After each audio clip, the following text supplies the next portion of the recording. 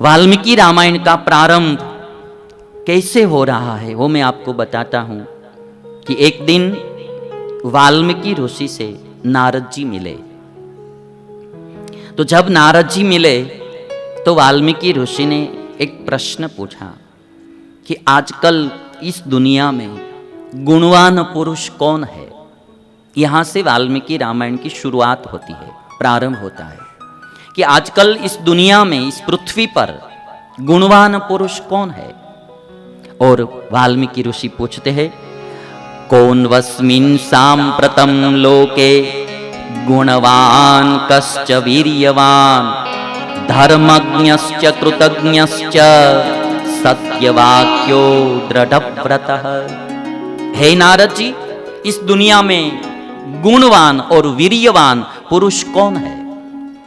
कौन धर्मज्ञ है और कृतज्ञ है? धर्म को जानने वाला और किए हुए उपकार को समझने वाला उपकृत कृतज्ञ पुरुष वो कौन है? कौन सत्य बोलने वाला है और कौन अपना नियम दृढ़ता से पालन करने वाला है? ऐसा पुरुष कौन है? और जब इतना ये प्रश्न पूछा तो नारद जी बोलते हैं, इक्ष्वाकु वंश प्रभवो रामो नाम जनैश्रुतः। हे वाल्मीकि ऋषि, इक्ष्वाकु वंश में उत्पन्न हुए जो राम नाम से प्रसिद्ध है वो दशरथ का पुत्र राम गुणवान है, वीर्यवान है, सत्य प्रतिज्ञ है, धर्मज्ञ है और कृतज्ञ पुरुष है।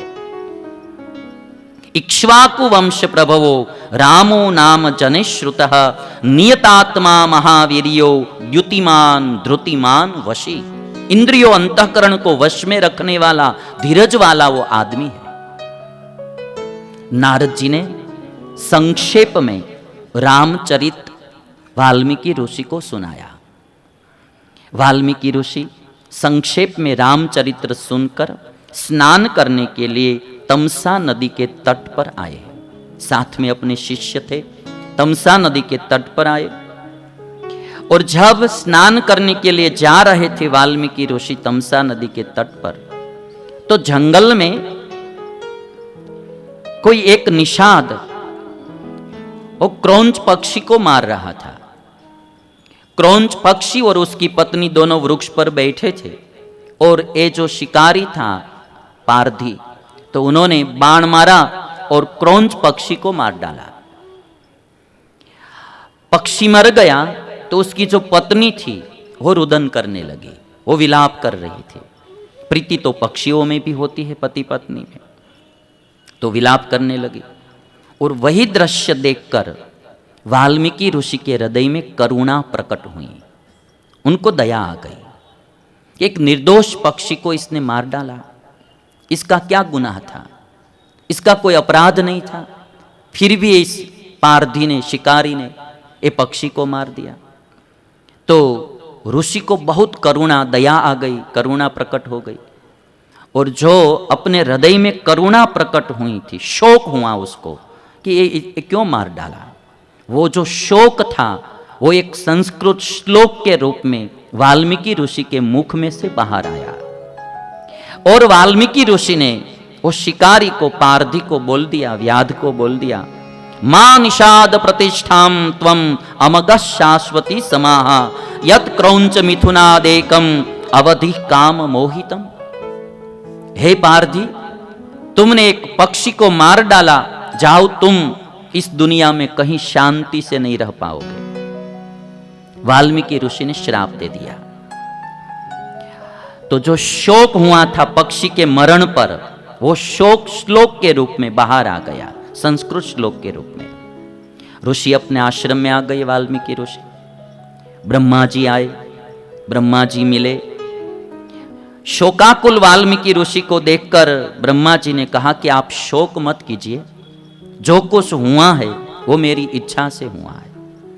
अब वाल्मीकि ऋषि को शोक वही बात का हो रहा था। एक तो पक्षी को पारधी ने मारा, तो पक्षी के मरण का शोक हो रहा था। श्राप दे दिया पारधी को कि तुम शांति का अनुभव नहीं करोगे।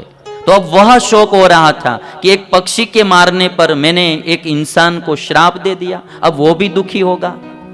तो शोकाकुल बैठे थे वाल्मीकि ऋषि। तब ब्रह्मा जी ने आकर कहा कि आप चिंता मत कीजिए, जो कुछ हुआ है वो मेरी इच्छा से हुआ है। आपका शोक जो श्लोक के रूप में बाहर आया वो अनुष्टुप श्लोक था, छंद जो बोलते हैं वो अनुष्टुप छंद था। वही छंद में, वही श्लोक में आप रामचंद्र भगवान का चरित्र लिखिए, जो संक्षेप में नारद जी ने आपको सुनाया था।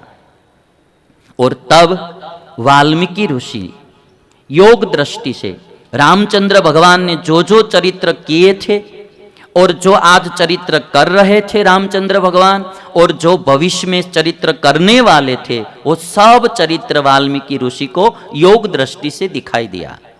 और वही चरित्रों को जो दिखा चरित्र, उनको ही वाल्मीकि रामायण में लिखा। तो ऐसा माना जाता है कि अभी जो चरित्र राम करने वाले थे भविष्य में, वे चरित्र भी वाल्मीकि ऋषि ने पहले से ही लिख डाले थे। तो वाल्मीकि ऋषि ने एक रामायण ग्रंथ बनाया। 7 कांड है इस वाल्मीकि रामायण में, और 500 सर्ग है, और 24,000 श्लोक है वाल्मीकि रामायण में। तुलसीकृत रामायण यहाँ की प्रादेशिक भाषा में लिखी गई है। ये जो वाल्मीकि रामायण है वो संस्कृत में लिखी गई है। हमारी जो हिंदुस्तान की देव भाषा है संस्कृत, वो संस्कृत में लिखी गई है, और 24,000 श्लोक है। भागवत में 18,000 श्लोक है, 18,000 श्लोक है। इसमें 24,000 श्लोक वाल्मीकि रामायण में लिखे गए हैं। और वाल्मीकि रामायण लिखने के बाद वो सबसे पहले लव कुश को पढ़ाई। अब मैं एक बात आपसे बताना चाहूँगा कि ये जो निषाद का प्रसंग आया था वो थोड़ी बात मैं बताऊंगा। तो वाल्मीकि रामायण, एक निषाद ने जो छोटा सा दुष्कर्म किया पक्षी मारने का, उसमें से ये दुखी हुए। कभी भी हमारे जीवन में हम देखते हैं न, तो कोई न कोई हमारे जीवन में हम जो बुरा कर्म करते हैं वही हमारे दुख का कारण होता है। आदमी फिर हाथ की रेखाएं दिखाने के लिए जाते हैं, कोई कोई अंधश्रद्धाएं में जाते हैं, भांति भांति की अंधश्रद्धा फैलती रहती है। और हमारे बाबा लोग पैसा कमाने के लिए अंधश्रद्धा फैलाते भी रहते हैं। बहुत अंधश्रद्धाएं ऐसे ही फैलती रहती है। श्रद्धा जरूर हमारे जीवन में होनी चाहिए, अंधश्रद्धा नहीं होनी चाहिए। हमारे दुख का कारण जो है हमारा कर्म है। ये निषाद जो था, ये जो माने कि पारधी शिकारी, वो शिकारी ने एक पक्षी को मारा, तो उसके कारण ऋषि का श्राप हुआ, और श्राप के कारण वो दुखी हुआ। कभी भी हम देखेंगे हमारा कोई भी कर्म होगा, हम ऐसा अच्छा कर्म करेंगे तो उससे भगवान प्रसन्न होंगे, कोई साधु संत प्रसन्न होंगे, कोई बुजुर्ग लोग प्रसन्न होंगे, कोई भी प्रसन्न होगा तो वही सबसे बड़ा पुण्य कार्य है। किसी की प्रसन्नता होगी वही पुण्य है, और किसी कोई नाराज होगा हमारे कर्म से तो वही पाप है। हम जो कर्म करते हैं, क्रिया करते हो, क्रिया को देखकर ऊपर वाला ईश्वर एक ही है, वो ईश्वर प्रसन्न होंगे कि उन्होंने बहुत अच्छा कर्म किया।